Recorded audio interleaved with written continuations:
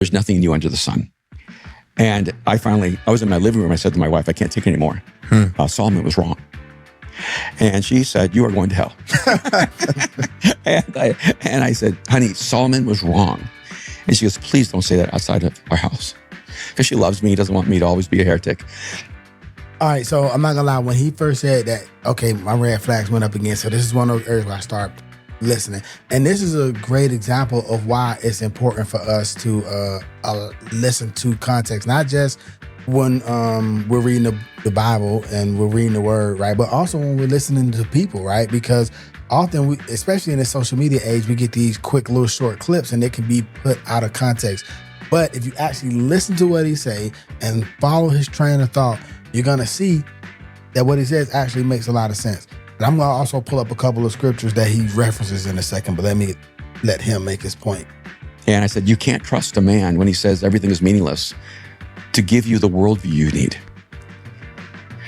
And I start showing her how in other places, Ecclesiastes, we know Solomon's wrong. When he says that animals and humans are the same, we know he's wrong. When he says that we all just go to dust and remain in dust, we know he's wrong. He says a lot of things in Ecclesiastes that we know are wrong. But when he says there's nothing new under the sun, the reason we accept that is we think he's right.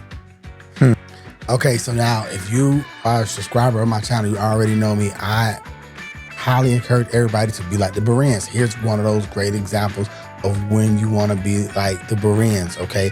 And so he made a claim that Solomon was wrong when he talked about those things.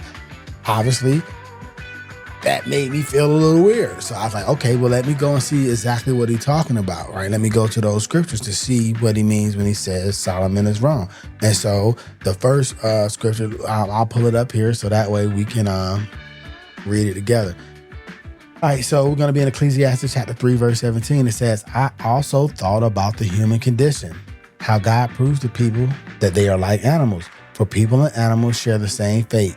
Both breathe and both must die. So people have no real advantage over animals. How meaningless. Both go to the same place. They came from the dust and they return to the dust.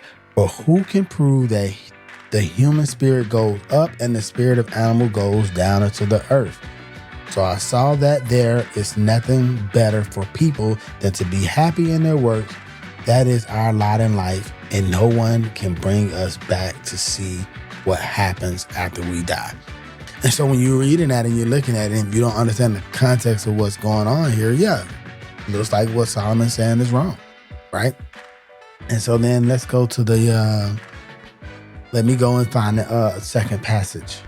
All right, yeah, so the second passage is going to be Ecclesiastes chapter 12, verse 6, and it says, yes, remember your creator now while you are young, before the silver cord of life snaps and the golden bowl is broken.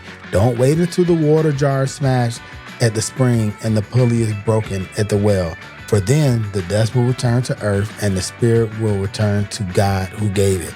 And so obviously further on in Ecclesiastes, Solomon is admitting that the spirit goes to God, right? When earlier in the passage, he was talking about how life is meaningless and how we got the same fate as animals. And a lot of people believe this way. A lot of people feel this way. And the reality of it is, if you don't have a relationship with God, then life is meaningless. Life is vanity.